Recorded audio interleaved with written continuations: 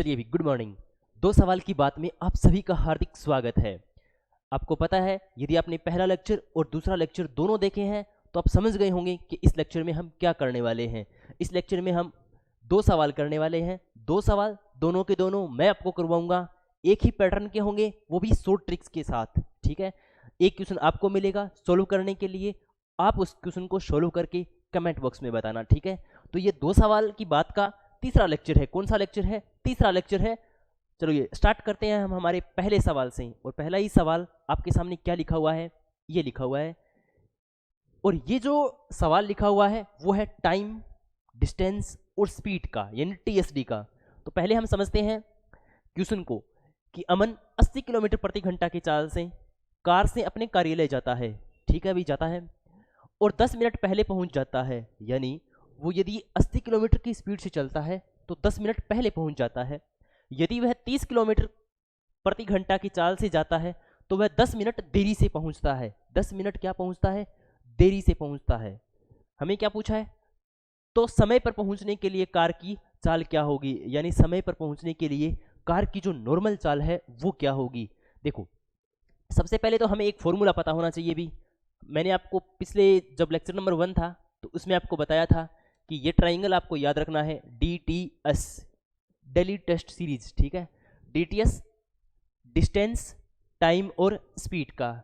यदि हमें डिस्टेंस निकालनी है तो टाइम और स्पीड का मल्टीप्लाई, टाइम निकालना है तो डिस्टेंस और स्पीड का डिवीजन, और स्पीड निकालनी है तो डिस्टेंस और टाइम का डिवीजन। ठीक है, अब देखो हमें लिखा है 80 किलोमीटर प्रति घंटा की चाल से। एक बात बताओ भाई, ये जो चाल है स्पीड और टाइम, स्पीड और टाइम, देखो ऐसे लिखता हूं मैं, D बराबर T गुणा में S, D बराबर T गुणा में S।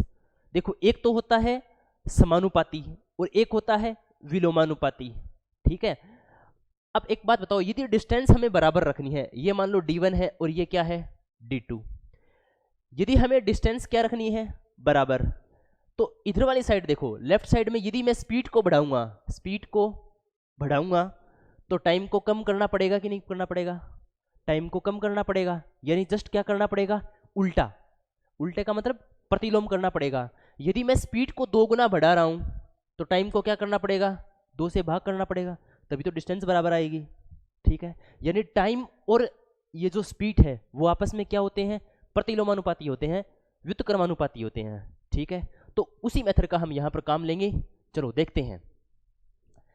80 किलोमीटर घंटा की चाल, यानी ये है स्पीड, और स्पीड कितनी है? 80 किलोमीटर प्रति घंटा की चाल।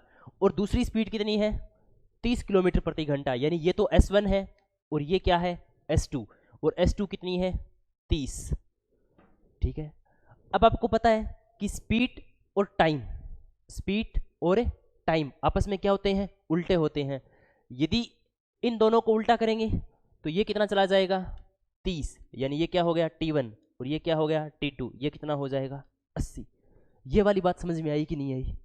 टाइम और स्पीड आपस में क्या होते हैं? व्युत्क्रमानुपाती होते हैं, उल्टे होते हैं एक दूसरे के। यदि हमें कब? जब हमें डिस्टेंस क्या रखनी हो? बराबर। तो देखो, टाइम इसको 30 लग रहा है, इसको 80 लग रहा है, हम क्या करेंगे? अनुपात के लिए इस 0 को हटा देंगे और इस 8 को हटा देंगे। भी 3:8 हो गया, एक ही बात है। भी 30:8 करो, 3:8 करो, सबसे छोटा कर लेते हैं हम। अब इसको 3 मिनट लग रहा है, इसको 8 मिनट लग रहा है। यहां पर अंतर कितने मिनट का आया?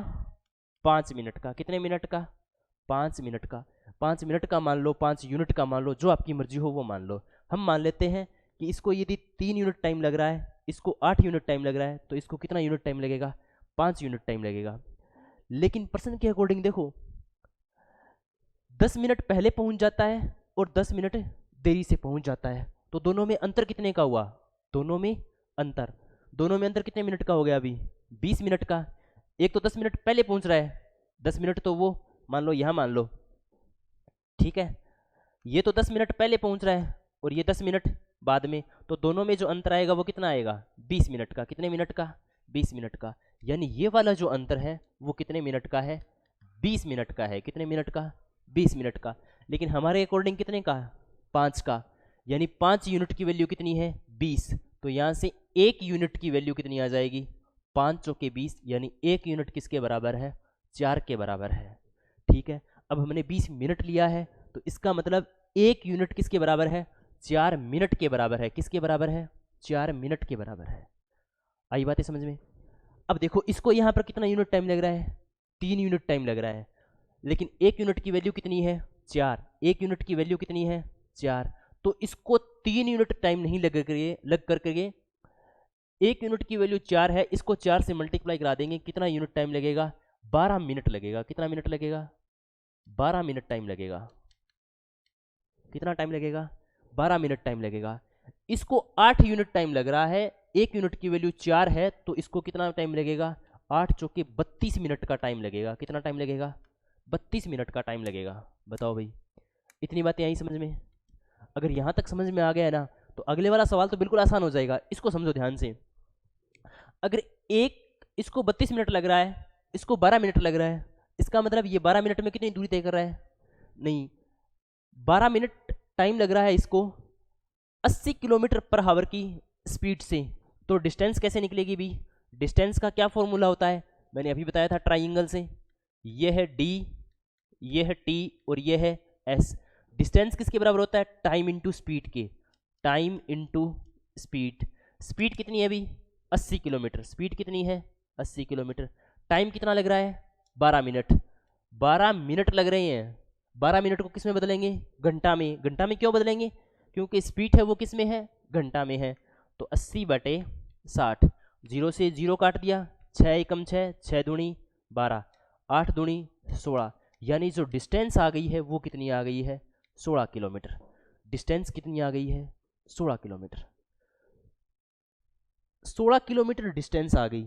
अब हमें क्या पूछा है? कार की वास्तविक चाल। कार की वास्तविक चाल कैसे निकलेगी भी बताओ?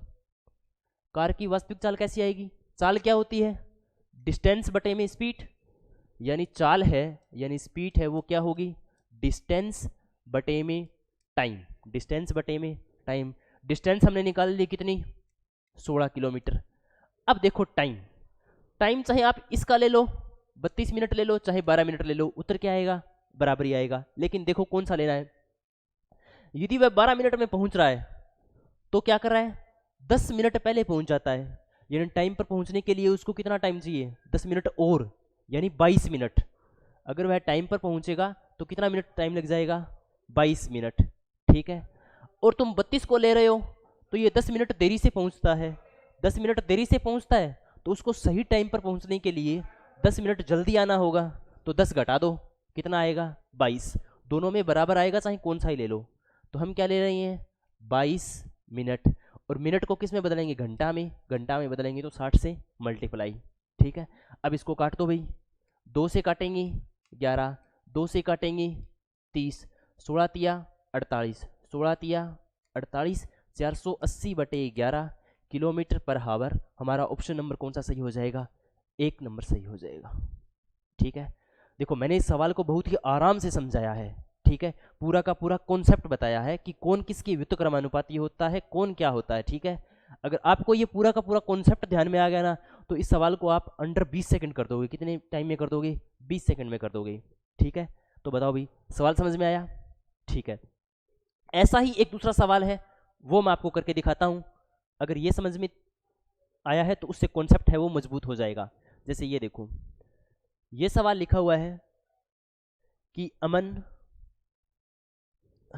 कि अजय 100 किलोमीटर प्रति घंटा की चाल से अपनी मंजिल तक 15 मिनट पहले पहुंच जाता है यदि वह 40 किलोमीटर। अब देखो, अब डायरेक्ट करेंगे। अब हमारे पास स्पीड कितनी है? 100 किलोमीटर, और वो कितनी है? 40 किलोमीटर। ये स्पीड का रेशियो है। टाइम का रेशियो कितना आ जाएगा? 40/100। वही बात 20 से काट दो इसको। 20 दूनी 40, 20 पंजे 100, यानी ये कितना आ गया? 2:5। कितना आ गया? 2:5। ये कितना आ गया? 2:5। यहाँ पर अंतर कितने यूनिट का? 3 यूनिट का। लेकिन प्रश्न के अकॉर्डिंग देखो, 15 मिनट ये वाली और 15 मिनट ये वाली, 15-15 30, यानी इस 3 यूनिट की वैल्यू कितनी है? 30 है। तो यहाँ पर 1 यूनिट की वैल्यू कितनी आ जाएगी? 10। 1 यूनिट की वैल्यू कितनी आ जाएगी? 10। 1 यूनिट की वैल्यू 10 है, तो यहाँ पर 2 यूनिट की वैल्यू कितनी आ जाएगी भाई? 1 यूनिट की वैल्यू 10 है तो 2 यूनिट की वैल्यू 20, और आएगा क्या भाई, मिनट, क्योंककि ये क्या है, मिनट। और इसकी जगह 5 यूनिट की जगह कितना आ जाएगा, 50 मिनट। ठीक है, अब हमें पूछा है क्या अभी, अच्छा वही पूछा है सही चाल। तो चाल निकालने के लिए हमें स्पीड के लिए क्या चाहिए, डिस्टेंस बटे में टाइम। तो टाइम तो हमारे पास आ गया 20 मिनट और 50 मिनट। डिस्टेंस निकालनी है, डिस्टेंस के लिए टाइम और स्पीड का मल्टीप्लाई। तो डिस्टेंस बराबर क्या होगा, डिस्टेंस बराबर क्या होगा भाई, टाइम गुणा में स्पीड। टाइम कितना लग रहा है 20 मिनट, और मिनट को घंटे में बदलेंगे तो 60। स्पीड कितनी है 100, स्पीड कितनी है 100। देखो भाई काट दो इनको, 0 से तो 0, अब ये कटेगा नहीं, तो इसको ऐसे लिख लो भाई, 20 को 10 से कराएंगे 200 बटे 6, 200 बटे 6। ये क्या है, ये इतनी डिस्टेंस है। डिस्टेंस कितनी है 200 बटे 6। अब हमारे पास डिस्टेंस आ गई, तो स्पीड निकालो। स्पीड डिस्टेंस कितनी है 200 बटे 6। अब निकालना है टाइम। टाइम मैंने आपको बताया था, चाहे इससे निकाल लो चाहे इससे निकाल लो। अब इसको देखो 20 मिनट टाइम लग रहा है, लेकिन 20 मिनट कब लग रहा है, जब ये 15 मिनट पहले पहुंच जाता है। अब 15 मिनट पहले पहुंच गया, यदि वह 15 मिनट लेट पहुंचता तो भी टाइम पर पहुंचता। तो टाइम पर पहुंचने के लिए 20 और 15 कितने हो गए 35, तो इसको टाइम कितना लगेगा 35 मिनट। अगर इस 50 वाले को ले रहे हो तो देखो 50 वाले से ले रहे हैं तो 15 मिनट देरी से पहुंच रहे हैं। कब, 15 मिनट देरी से पहुंच रहे हैं, 15 मिनट देरी से पहुंच रहे हैं। इसका मतलब हमें टाइम पर पहुंचने के लिए 15 मिनट पहले पहुंचना होगा। तो 15 घटा दो इसमें से, कितना आएगा 35। तो ये हमेशा बराबर रहेगा। तो 35 और 35 मिनट है, मिनट को घंटा में बदलेंगे तो क्या करेंगे 60 से। अब देखो 6 एकम 6, 6 ढाई 60।